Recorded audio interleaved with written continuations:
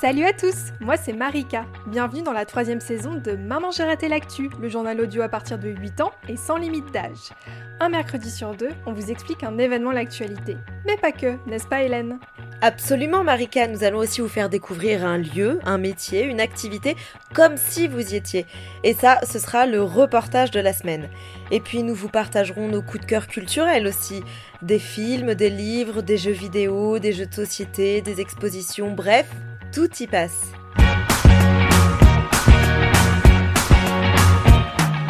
Bonjour à tous, bienvenue chers auditeurs, nous sommes le 13 octobre 2021 et c'est parti pour un nouvel épisode de Maman j'ai raté l'actu. Cette semaine, je vous parlerai de la fête de la science avec un petit reportage pour l'occasion. Pour la question de la semaine, j'ai sélectionné celle d'Alexis qui se demande où se situe le centre d'internet. Et enfin, ça sera une Marika rabat-joie pour la reco culturelle. Et si Hélène y faut.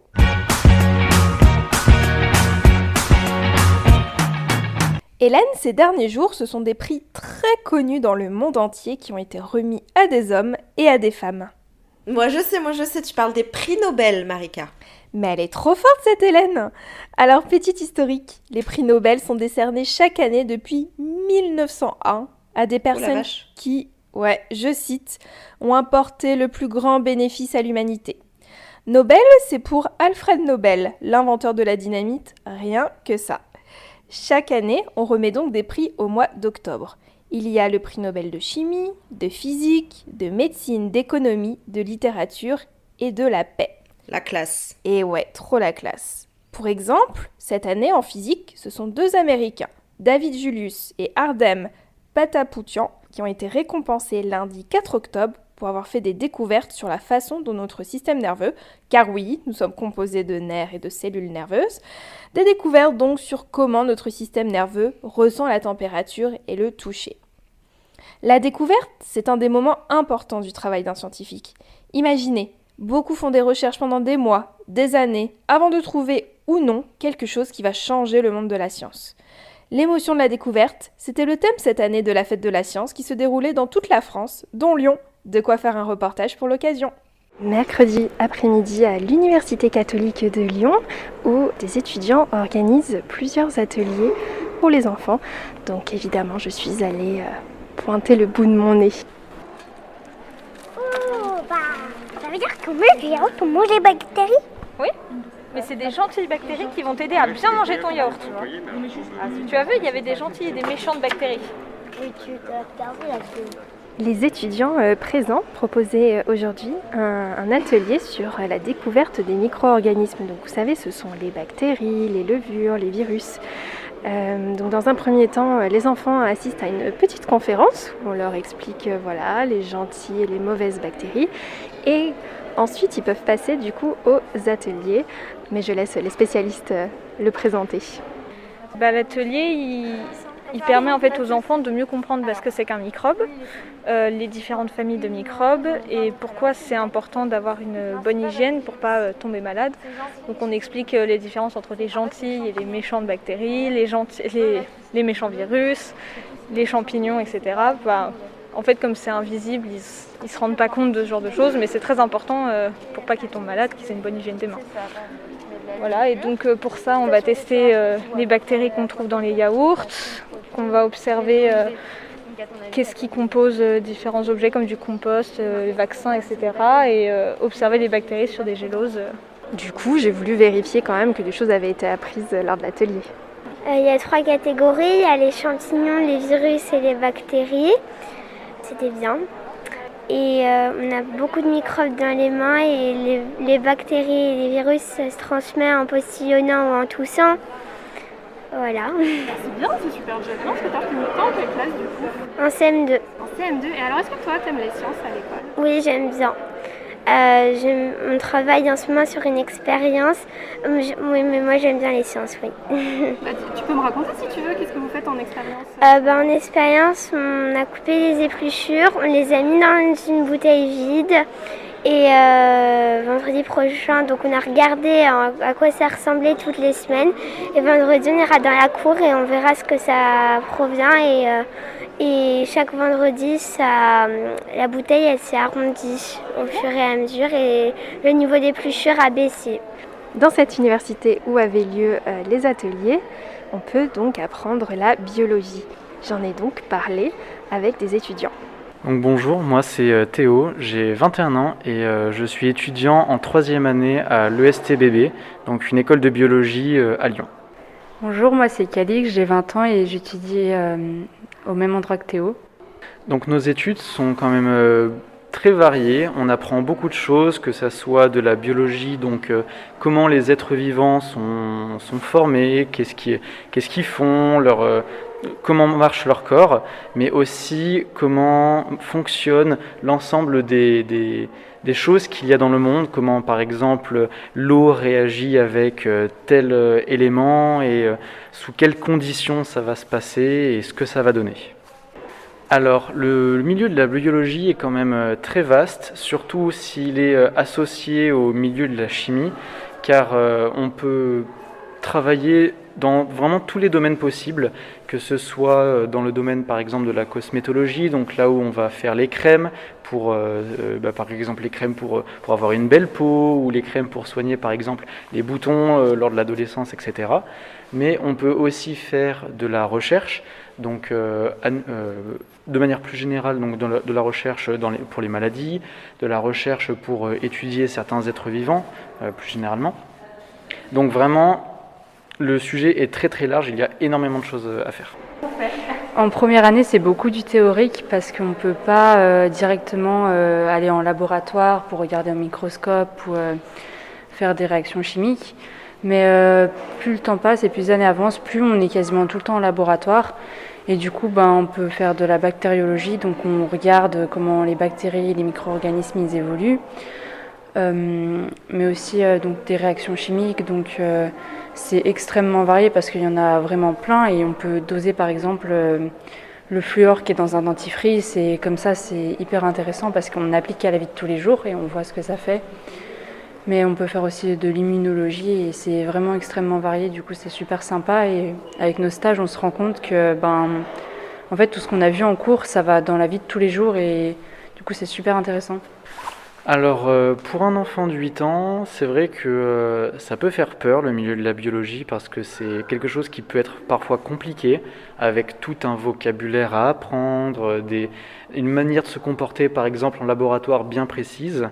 Mais ça peut être très intéressant parce que ça nous permet de comprendre vraiment le monde qui nous entoure et de vraiment comprendre comment fonctionnent par exemple des choses toutes bêtes de la vie, mais un arbre, pourquoi est-ce qu'il fait des feuilles, comment ça marche, mais pour pouvoir aussi s'intéresser à des sujets vraiment plus spécifiques, je dirais. Par exemple, j'ai attrapé un rhume, comment est-ce que la petite bébête qui m'a fait attraper le rhume fonctionne et comment mon corps fonctionne face à cette petite bébête justement. Donc ça nous permet, comme je l'ai dit il y a 30 secondes, de pouvoir s'intéresser à tout et de pouvoir comprendre le fonctionnement de tout ce qui nous entoure. Comme le disaient les deux étudiants que je viens d'interviewer, la science et la biologie dans leur cas permet surtout de comprendre comment fonctionne le monde autour de nous. J'espère donc vous avoir donné envie d'avoir cette émotion de la découverte pour peut-être l'édition 2022. La fête de la science, c'est peut-être fini en France métropolitaine, mais pas en Outre-mer et à l'international, puisque ce sera du 5 au 22 novembre. Toutes les informations sur fêtedelascience.fr.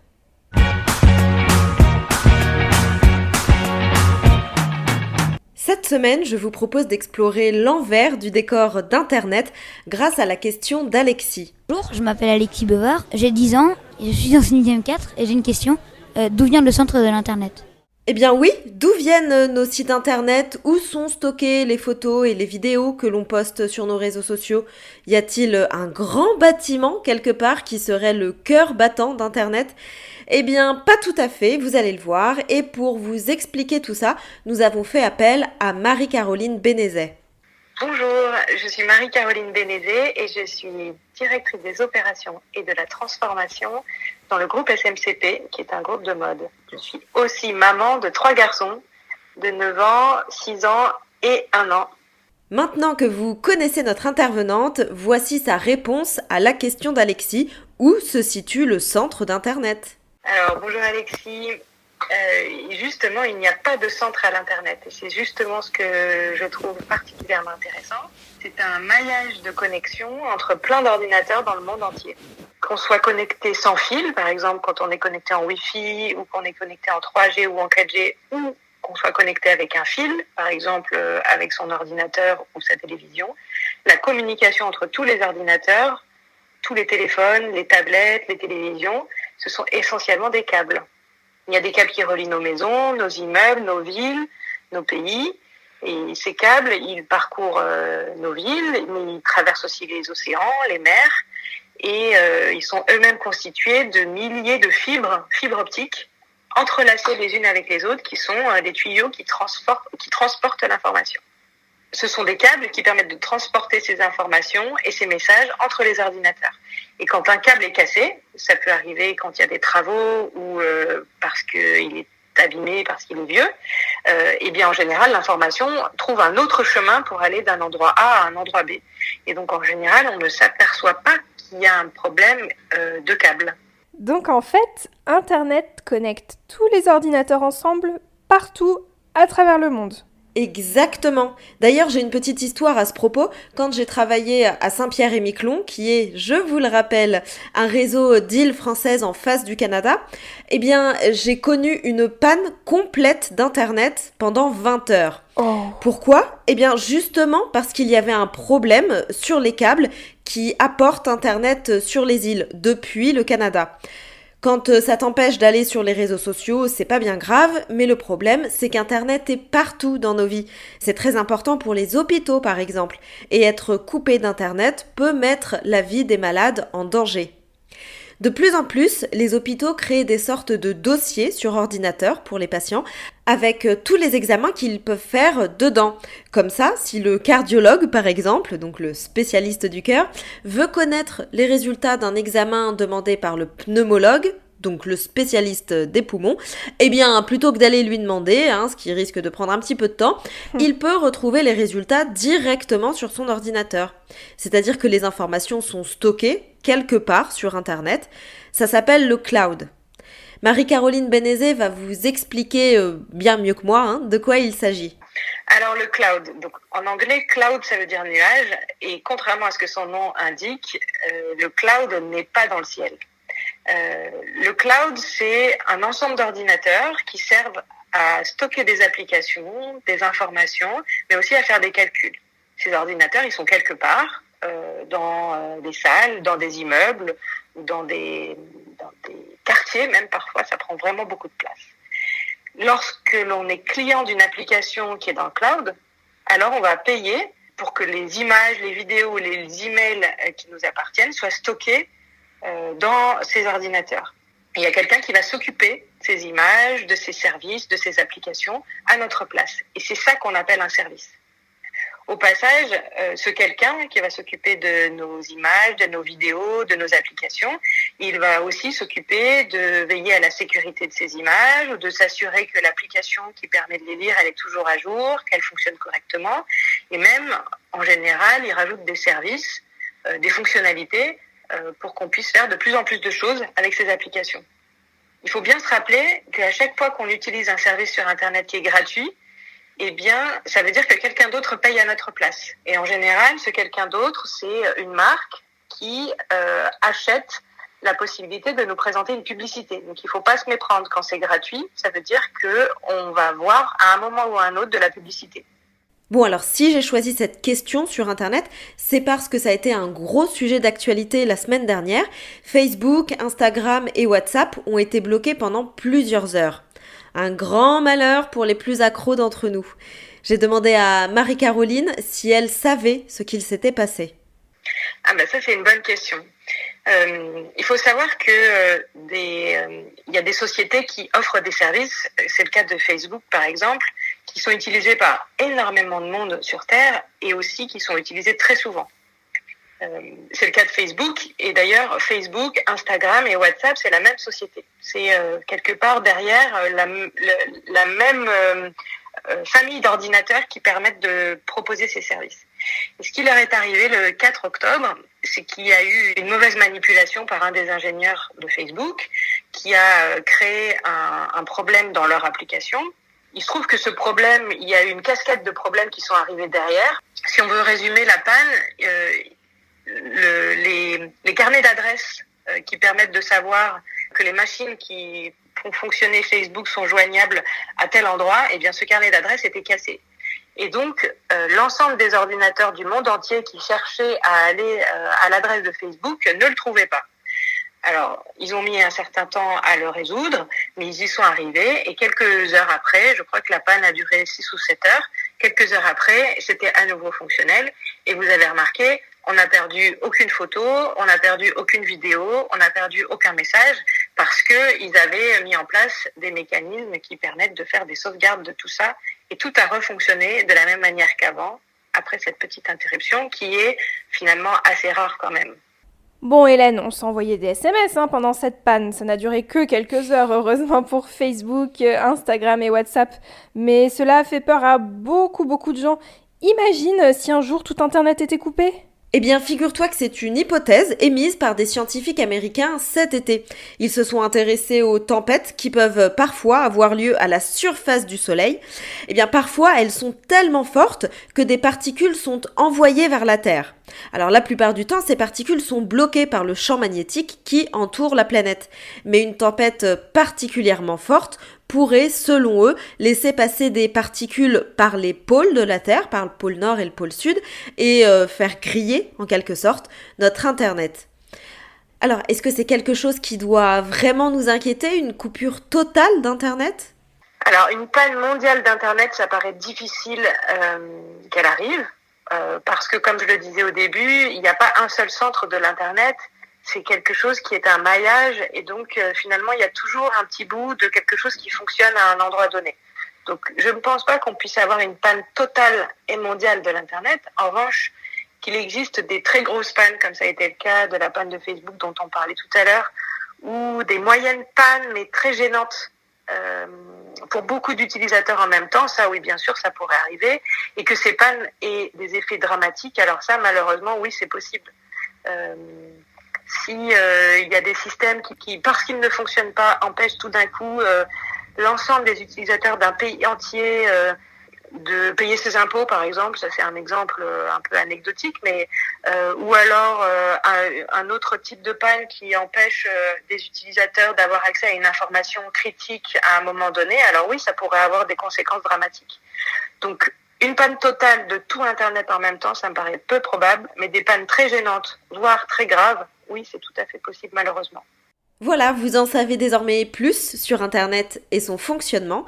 Internet, c'est avant tout une idée géniale pour mettre en lien les humains du monde entier, et quand on y pense vraiment, je trouve ça complètement fou. Aujourd'hui, ça nous paraît évident, mais vos parents, par exemple, sont probablement nés avant Internet. Et c'était il n'y a pas si longtemps. Et oui, et nous, Hélène, quand on avait votre âge, à peu près, je peux vous dire qu'Internet, ça prenait pas une grosse place dans nos vies. C'était la remarque de vieux, voilà, clairement. Non, mais tu as raison. Surtout la taille des ordinateurs et tout, c'était ouf. Ah ouais, c'est vrai, mais je vous assure que du coup, nous, pour faire plein de choses, on avait le téléphone et on s'écrivait beaucoup, je trouve aussi. Ça fait vraiment des... J'envoyais des lettres à mes copines et tout. Oui. Et ouais, moi aussi. Et j'ai appelé sur le fixe de leurs parents. Bref, vous devez vous dire, mais elles sont vraiment si vieilles que ça. Mais voilà, je vous jure que du coup, on n'est pas traumatisés avec Hélène, ça s'est plutôt bien passé. Et du coup, puisque notre vie de trentenaire ne doit pas forcément bien vous intéresser, si vous aussi vous avez une question à nous poser, rendez-vous sur maman j'ai raté l'actu tout attaché @gmail.com.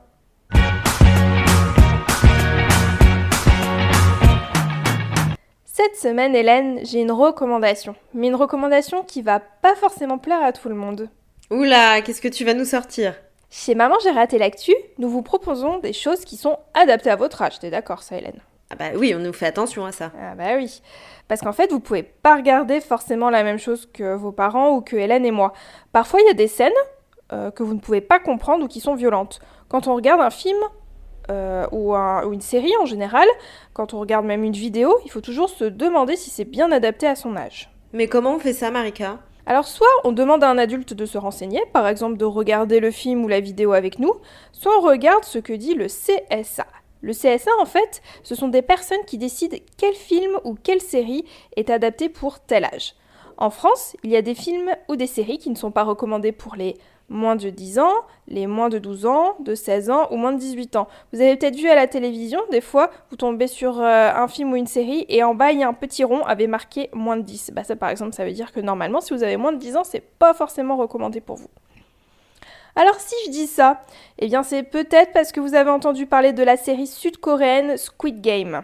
Elle est sur Netflix depuis quelques jours et elle raconte l'histoire de personnes qui ont des problèmes d'argent et qui peuvent jouer à des jeux très violents pour essayer de revivre normalement. Alors dans cette série, s'ils ne réussissent pas les jeux qui leur sont proposés, les joueurs meurent tout simplement. Donc quand je vous dis que c'est très violent, on voit des personnes mourir. Alors cette série, pour ces scènes de violence, est interdite aux moins de 16 ans, vous aurez compris pourquoi. Pourtant, dans les écoles, de nombreux enfants l'ont déjà vu. Et c'est grave ça, Marika, de regarder Squid Game si on n'a pas l'âge ? Alors oui, je me suis renseignée, Hélène. Et selon les psychologues, regarder quelque chose de violent alors qu'on n'a pas l'âge, cela fait qu'on a des pensées et des gestes plus violents qui vont arriver ensuite. Cela peut aussi changer notre humeur, nous rendre plus tristes, plus en colère. Et ça marche pour les jeux vidéo aussi. Moi, je peux vous assurer que j'ai déjà fait des cauchemars après avoir regardé des films violents. Je sais pas si ça t'est déjà arrivé, Hélène. Pas des cauchemars, mais peut-être la difficulté à s'endormir. Voilà, clairement. Alors voilà, vous allez vous dire, Marika, Hélène, rabat-joie, mais franchement, on le répète, regardez des choses adaptées à votre âge. Vous aurez le temps, je vous l'assure, quand vous serez plus vieux, de regarder ce que vous souhaitez. Et en fait, je dis ça aussi parce que Halloween arrive. Alors oui, Halloween, on va faire des fêtes entre copains et on va essayer de choisir des films qui font peur. Alors faites très attention à ce que vous allez choisir. Dans des épisodes précédents, comme lors de la première saison de Maman j'ai raté l'actu, on vous a déjà proposé des contenus sympas à piocher pour Halloween. On avait parlé de E.T. ou de la famille Addams. Alors n'hésitez pas, c'est adapté pour vous. Et puis c'est toujours un moment sympa à passer.